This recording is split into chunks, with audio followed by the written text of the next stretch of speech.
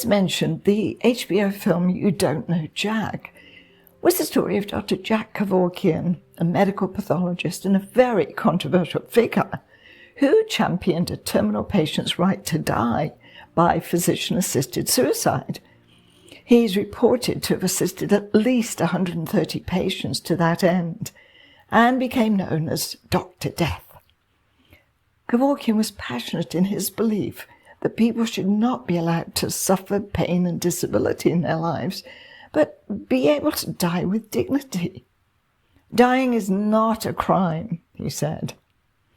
Nevertheless, between May 1994 and June 1997, Kevorkian stood trial 4 times in the deaths of 6 patients.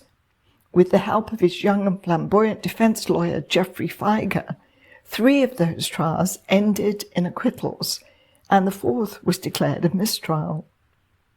Feiger based his winning defense on the compassion and mercy that he said Dr. Kevorkian had shown his patients.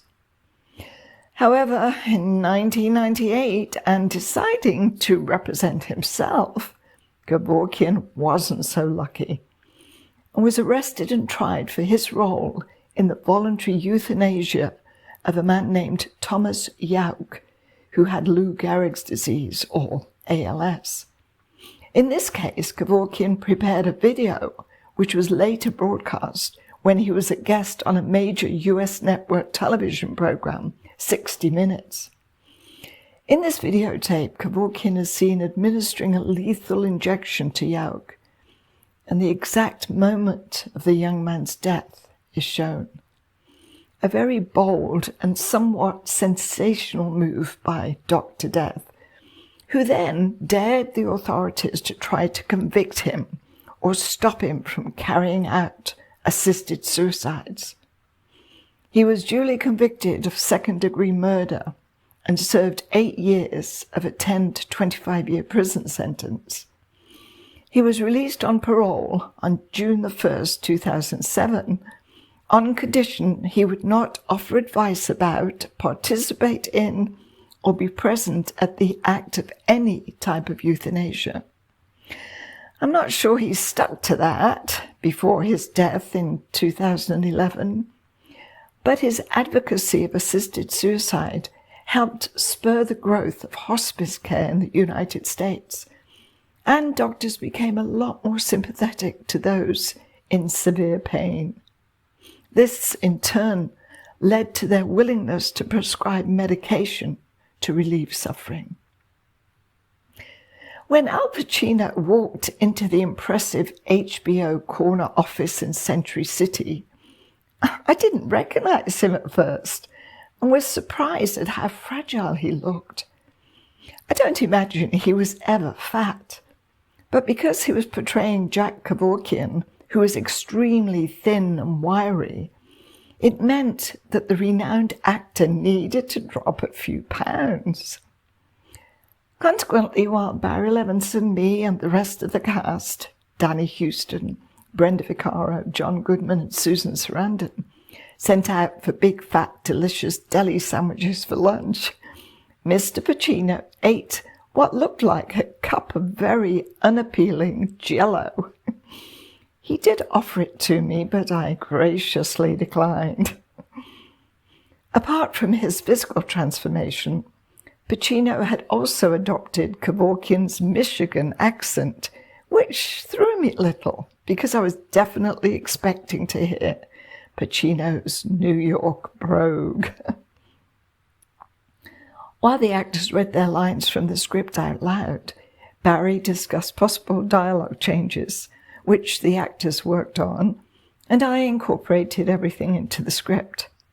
I then sent these changes to the scriptwriter, Adam Mazer.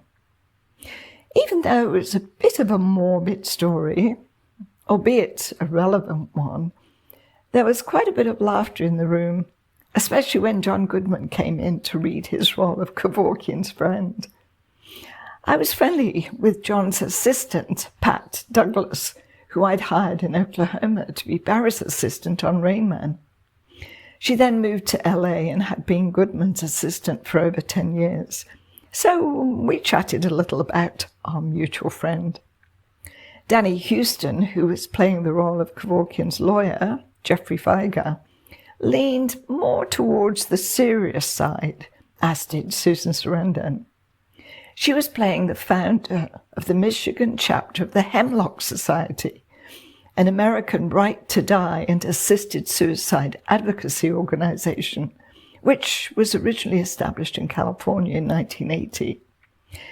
I thought it was interesting that the society's name and purpose referred to Socrates' decision to end his life by drinking hemlock, rather than succumbing to an existence he found intolerable: life. Susan had come in for a couple of days from New York and told me she was anxious to meet up with her son Jack, who was studying filmmaking at the University of Southern California in LA. Brenda Vaccaro, who played Kevorkian's sister, was lovely and very down to earth. We got on great. I didn't get to work on production of the TV film, but I was very pleased when Pacino won Emmy, Golden Globe and Screen Actors Guild Awards for his role as Kevorkian. The screenwriter also won an Emmy. After my 2-week gig on You Don't Know Jack, my friend David Geffner, who was editor of the magazine for the International Cinematographers Guild, yes, a bit of a mouthful, and better known as ICG, asked me to write an article about the Women in Film PSA film program. I agreed, but only if I could write it along with my script co-writer and director, Evelyn Hunter. That was fine with David. So Evelyn and I put our heads together, interviewed founding members of the PSA program at Women in Film, as well as camera crew, and came up with a 2-page article and photos from the various films with which we'd been involved.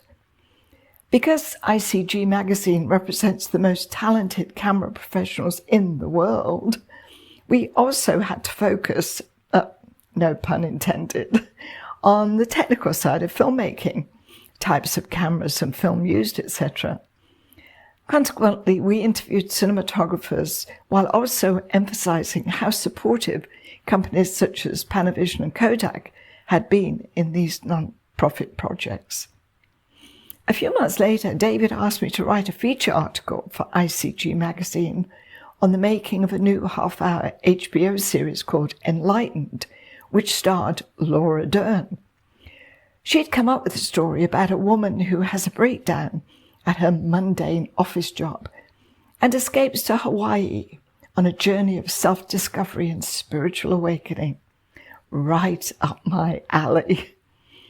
Again, the bulk of the article I wrote was on the technical side of filmmaking, so I interviewed the cinematographer as well as members of the camera crew about their different methods. In addition, I interviewed the star, who was also an executive producer on the project. Laura Dern stressed the importance of trusting your crew, especially the director of photography. This not only applied to her as an actor, but also because she had a vested interest in the project. It was her baby. But she didn't have anything to worry about.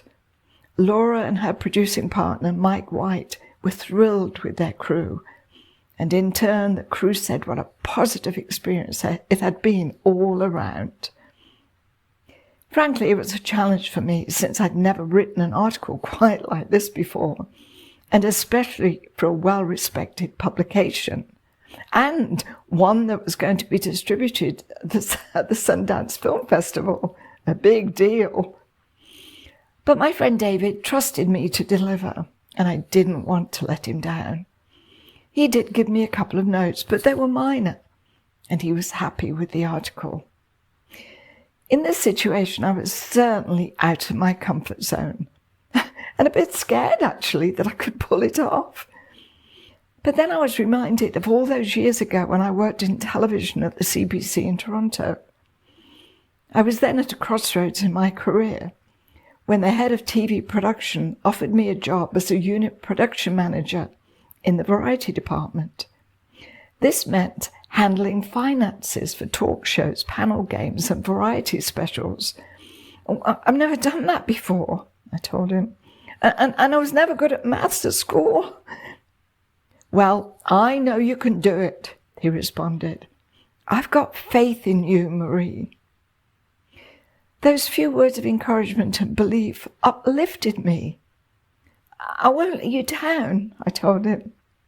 I know you won't, this kind Englishman said.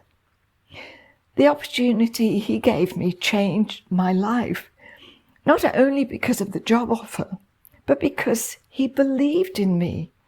He told me I was okay. Isn't that what we all want to hear until we feel it deep in our soul? But the fact is, we're more than okay. We really count and need to be seen and appreciated for who we are. Next time, my last assignment with Barry Levinson, a mafia story. As always, thank you for listening.